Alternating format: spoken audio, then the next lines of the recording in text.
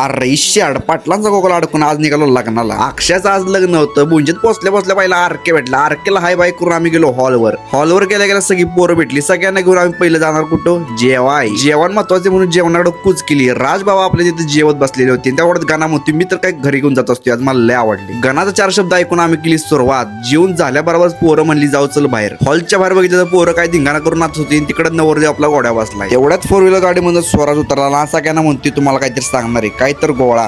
स्वराजनं गोळा सांगितलं म्हणलं विशेष नाही हो. गोळा खाऊन आम्ही पोचलो लग्नाला.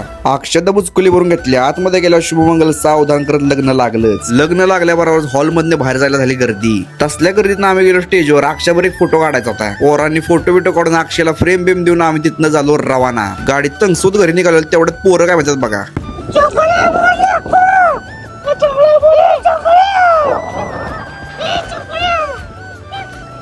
ओके चांगलं